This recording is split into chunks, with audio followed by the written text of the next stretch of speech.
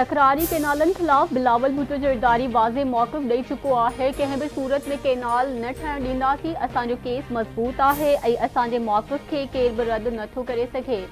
सिंध जे वॾे वज़ीर सैयद मुराद अली शाह जूं भाउनि सैदाबाद वेझो वाहुर में पंहिंजे वालिद ऐं सिंध जे अॻूणे वॾे वज़ीर सैयद अब्दुल्ला शाह जी 18हीं वरसी जे मौक़े ते संदसि मज़ार ते हाज़िरी भरण बाद मीडिया सां ॻाल्हियूं।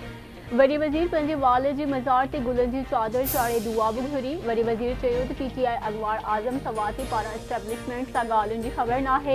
PTI जी आज़म सवाती खे ॻाल्हियुनि जो मैंडेट कंहिं ॾिनो आहे, पर असां चाहियूं था त PTI खे पंहिंजो ज़िद ऐं अना छॾे मुल्क ऐं क़ौम जी बहितरी लाइ सोचणु घुरिजे। मुल्क जी बहितरी लाइ सभु गॾिजी कमु कनि। PTI वारा मुल्क जी सालगिरह ख़िलाफ़ बयान ॾियनि था।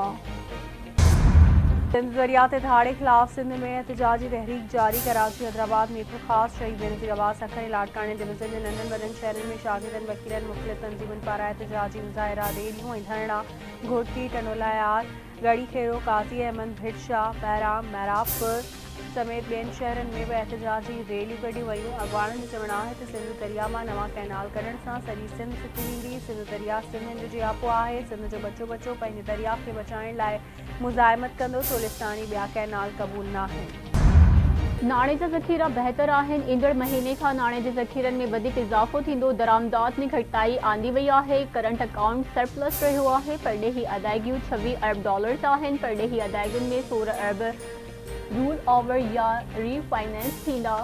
रहियल $10 अरब मां $8 अरब जी अदायगी करे चुका आहियो। Governor state bank Jamil Ahmed जूं कराची में मीडिया सां ॻाल्हियूं। संदसि चवणु आहे त माली साल 2025 जी पुॼाड़ी ताईं GDP शर 2.5% मां 3.5% रहंदी।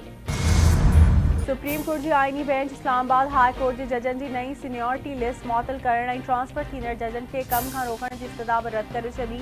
जजनि जी बदली ऐं सीनियरिटी बाबति दरख़्वास्तुनि ते ॿुधणी जस्टिस मोहम्मद अली मज़हर जी सरबराही में 5 रुकनी आइनी बेंच कई। समुंड पार पाकिस्तान जो पहिरें सालियानो कन्वेंशन। इस्लामाबाद में कन्वेंशन जे इफ्तिताही सेशन में सॼी दुनिया मां ओवरसीज़ पाकिस्तानियुनि जी शिरकत। कन्वेंशन में समूरनि सियासी जमायतुनि सां तालुक़ रखंदड़ समुंड पार पाकिस्तानी शरीक। कन्वेंशन में क़ौमी असेंबली जो स्पीकर अयाज़ सादिक, वफ़ाक़ी वज़ीर गवर्नर KP फैसल करीम कुंडी समेत मुख़्तलिफ़ मुल्कनि में मुक़र्रर पाकिस्तानी फ़क़ीरनि जी बि शिरकत।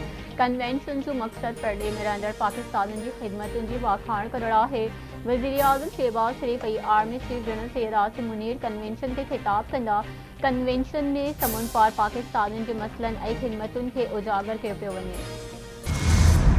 सखर जे मेयर ऐं सिंध हुकूमत जे तर्जमान अरसलान इस्लाम शेख सिंध असेंबली में ऑपोज़िशन लीडर अली खुर्शीदी खे अणपढ़ियल करार ॾेई इस्तीफ़ा जो मुतालबो करे छॾियो। अली खुर्शीदी जो मौक़िफ़ रद्द। संदसि चवणु आहे त ऑपोज़िशन लीडर अली खुर्शीदी अवाम खे गुमराह करण जी कोशिश कई आहे। केस आइन पढ़णु घुरिजे। अली खुर्शीदी जेको कुझु चयो मथसीका एक्ट तहत केस दाख़िल थियणु घुरिजे। अली खुर्शीदी सखर सिर्फ़ प्रेशर विझण आयो हो। MQM वारनि कराची में माण्हुनि जो रतवायो आहे। सखर जे जिना पार्क में MQM कब्ज़ो करे ऑफिस ठाही आहे। PPMK जाम महताब डहर ते हमले केस में अहम अखबराई घोटकी पुलिस ॿिनि मुख्य जवाबदारनि अतुल शर ऐं मोहम्मद नवाज़ शर खे गिरफ़्तार करे वरितो। DSP ओबावरो मूजिब बेरोटा वारे इलाइक़े में ऑपरेशन बाद ॿिन्ही जवाबदारनि खे गिरफ़्तार कयो वियो। ॿियनि जवाबदारनि जी गिरफ़्तारी लाइ छापनि जो सिलसिलो जारी।